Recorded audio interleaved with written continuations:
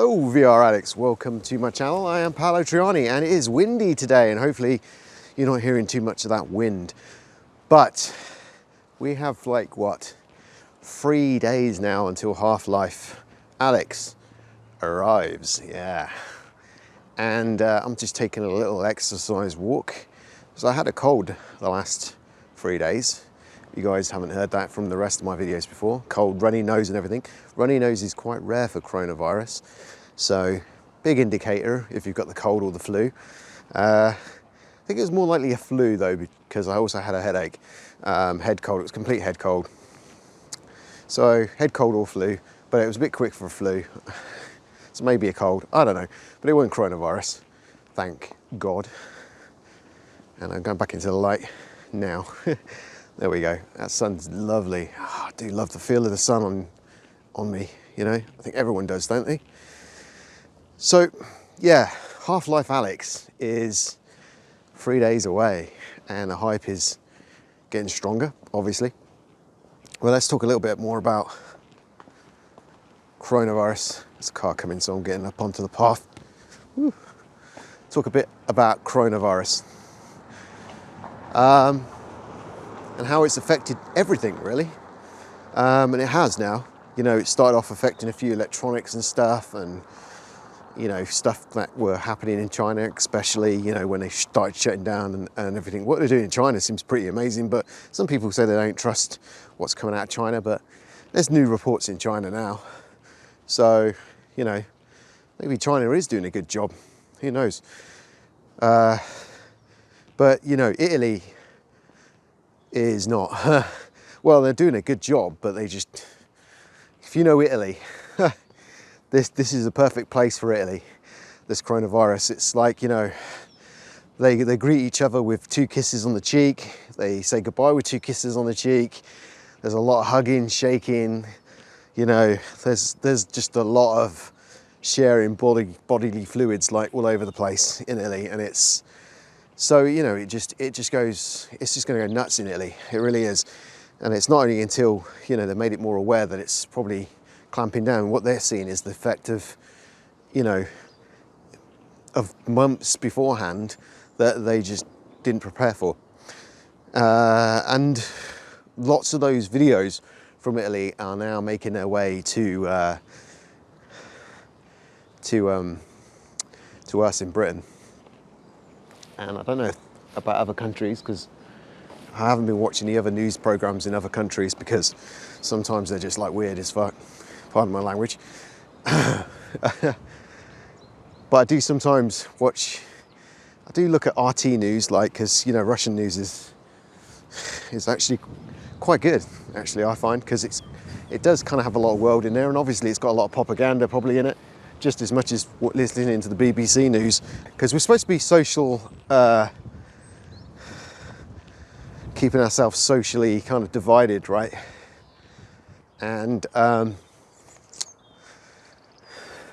thought I might as well just walk down here into the farm fields and the countryside and etc.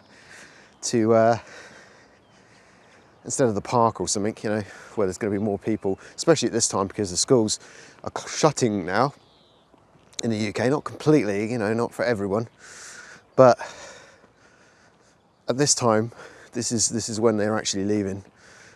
At the time I'm recording this, my wife's actually walking through that park that you normally see me in to pick up my son, so pick up our son, should I say. And yeah, I don't think I want to be breaking some rules, and I want to see how I'm doing my part. So here, there's really no one around. There might be the odd dog walker around here at some point, but it's not going to be many people. And because of this cold I got, not being able to exercise. So it's nice to get out. So yeah, the coronavirus, whew, yeah. I went, my wife went shopping yesterday to Aldi, and Aldi's kind of a European, it's a German supermarket that's taken hold of Europe quite well. And it does things very basic and stuff, and it kind of is the opposite to supermarkets in a way, because sometimes a lot of them are quite smaller. And but they're good value, and the products aren't that bad sometimes, you know. When they first started, they seemed pretty bad, but they have got really, really good. So a lot of people shop there. And 90% of people in Audi were quite old. I'm going to be honest with you. Damn guy wants to just get in my fucking...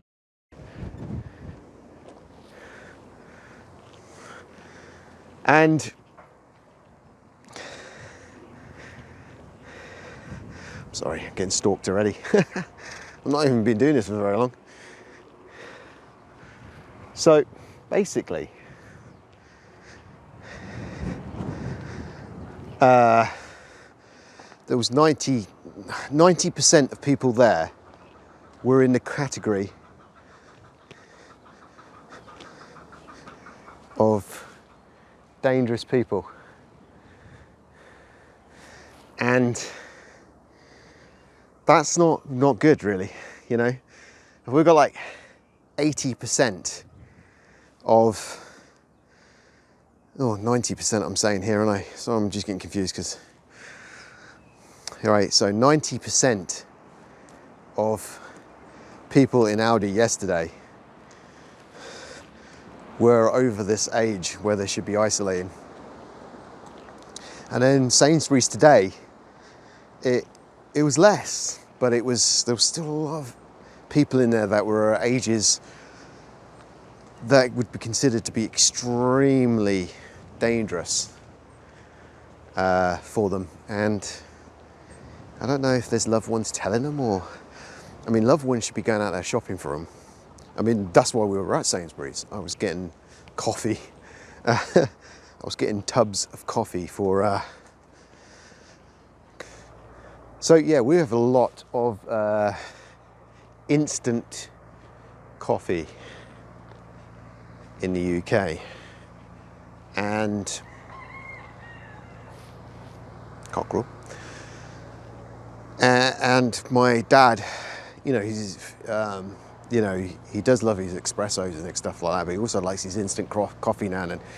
So, I can't even see him. I'm so silhouetted right now, aren't I bet. So,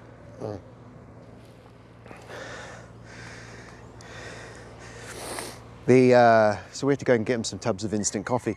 And we were in there getting some instant coffee, and there was just these like 80-year-old women that were just like pushing the trolleys around with no gloves, no masks, and you're just thinking, come on, man, that's just wrong. And yet there was this young girl, and don't get me wrong, she was like 26 or something, and she was wearing a mask. She was wearing a mask, no gloves, but she was wearing a mask. And then there was another, probably about 30-year-old woman who was wearing a, well, she wasn't wearing anything realistically, but she chucked something over the bars of the trolley so she didn't have to touch the trolley. I don't know how much that would help, but it's something, isn't it? It's just, they're trying. Whilst me and my wife were sitting there with rubber gloves on. Because, you know, I don't want to risk, it's not really about me getting it, because I'm in the age group where I'm more likely to survive, and I don't have any underlying issues with my lungs for it to be a general problem. But my parents do have underlying issues, especially my mother, and there's no way in the world I want to get it and probably pass it on. Not that I'm seeing my mother, I call her every day on the phone and Facebook Messenger, Facebook time, should I say, FaceTime, and etc. and video call, and we've got Alexas, and you know, and we do all that, but I don't really go around. I know now you're thinking, how did you get that instant coffee there? Actually, my wife, who has not been sick, has dropped the 3 jars of instant coffee at my parents' house at the front door, knocked on it, and then we ran off. And then I phoned her and I said, look, you know, your instant coffee's on the porch. Pick it up, wash it, wash your hands before you do anything else. Don't touch your face, blah, blah, blah. And that's what they did, which was fantastic. So, yeah. We've been helping them out a lot, actually, because they've been going through quite a lot. Bless them, my dad's been going for operations on his bladder. And my mum's been struggling to breathe because of a problem with her lungs. She's got a disorder in there, but I can't remember the name of it. C something, something, something. It's very common for people her age and above. So yeah, so the coronavirus is kind of hitting everyone right now. And well, not everyone. There's, like, my wife's somebody that still thinks we're all overreacting. Well, I say we all overreacting. It's not like I'm panic buying. I haven't bought anything at all. I've not had the chance to. I've had a cold, you know, so it's not like I've been like, let's go. It's really weird because I'm kind of a survivalist in a way, a little bit. I only like survivalist stuff because I like the toys, you know. It's a bit windy again. And the toys are fantastic, you know, like the little tiny tins you get with like little survival stuff in it. I love that sort of stuff. But I did have a pantry full of tins, rice, pasta, and all sorts of stuff, right? All sorts of stuff. And we're moving, aren't we? So my wife recently cleaned it all out, and everything that was past its due by date, she's chucked away, which is all of it. So all of it's gone.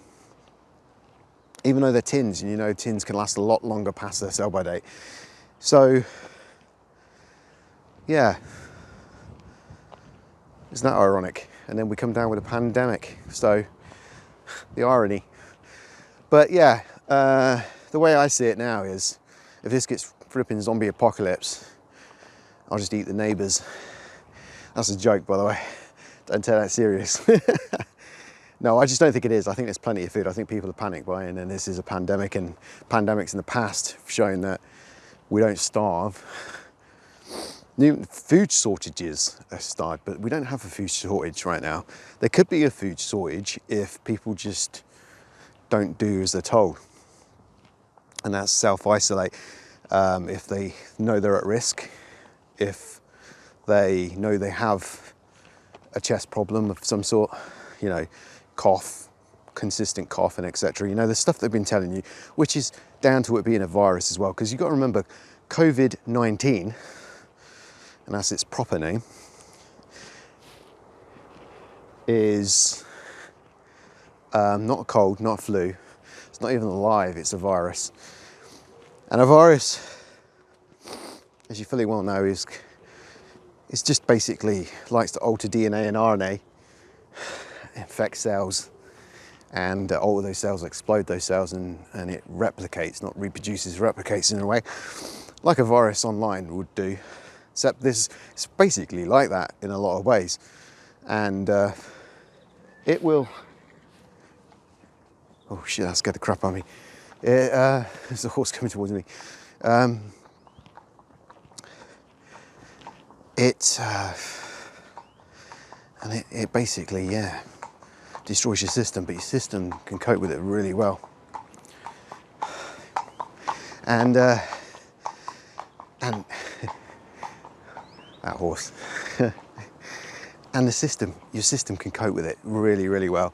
Like, now obviously the older you get, the less good your system is, hence the reason why it's popping these people off. So this virus, better than the flu, can kill more than the flu. Hasn't killed more than the flu, probably because it hasn't spread as well because of the things we've already done to prevent it. But it can spread very quickly. Now, swine flu, for instance, was actually kind of more deadly. And swine flu, I don't think was the actual flu as we know it. There's a big habit of saying flu sometimes when it's actually a virus. It's more like a swine virus, I think, than swine flu. But it's, because it has characteristics of the same sort of thing, it kind of gets labelled that way. Like, for instance, this COVID-19 is characteristics to SARS. Though SARS was, some people don't like calling it that, SARS Mark II. But yeah, basically, swine flu was more deadly at the time, but it just didn't pass very well. So it was easy to shut down. But the predicted deaths and the predicted cases, the predicted people infected was smaller, but the predicted deaths was huge. But lucky for us, it didn't pan out. But if you go back to the point in the UK, I don't know what it was like in the US or any other country, but in the UK, you look at what the media was saying, it was nuts. They were saying like there was going to be 60,000 deaths within a week or something like that. Never happened. Never happened. Didn't occur. Yeah. And there wasn't panic buying back then. And there's a reason why. Panic buying is normally started by certain factors. And some of the best people that wind, you can probably hear the wind on the trees and everything. More on the mic, because I don't feel it blowing on me as much. But basically, some of the panic buying has a few factors.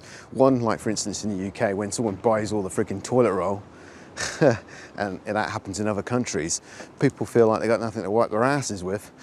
They start to panic that there's not going to be any toilet roll, and then they panic, and then now everyone's more panicked that they can't eat or, you know, can't feed themselves more than they are about COVID-19, and that's what I'm more of seeing right now than